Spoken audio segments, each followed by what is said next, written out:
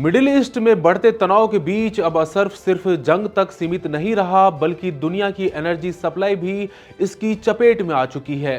हाल ही में कतर की सरकारी एनर्जी कंपनी के सीईओ साद अल काबी ने एक बड़ा खुलासा किया है।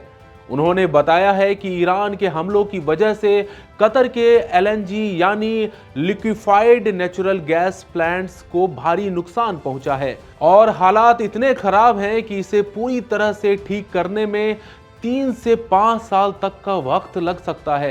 ये सिर्फ एक हमला नहीं, बल्कि ग्लोबल एनर्जी सिस्टम पर सीधा वॉर है। रिपोर्ट के मुताबिक कतर के सबसे बड़े गैस हब पर हुए हमलों में उसके करीब 17% एलएनजी एक्सपोर्ट कैपेसिटी पर असर पड़ा है। यानी जो गैस पूरी दुनिया, खास तौर पर यूरोप और एशिया को सप्लाई होती थी, उसका बड़ा हिस्सा अचानक ठप हो गया है। आइए जानते हैं क्या है पूरा मामला। नमस्कार, मैं हूं आदित्य, इंडिया.com में आपका स्वागत है।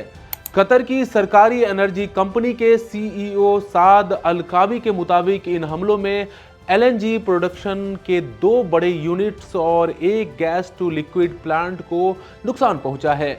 अब इनकी मरम्मत में लंबा वक्त लगेगा और तब तक प्रोडक्शन पहले जैसा होना नामुमकिन है। इसका मतलब है कि दुनिया भर में गैस की सप्लाई कम होगी, दाम बढ़ेंगे और कई देशों को एनर्जी संकट का सामना करना पड़ सकता है।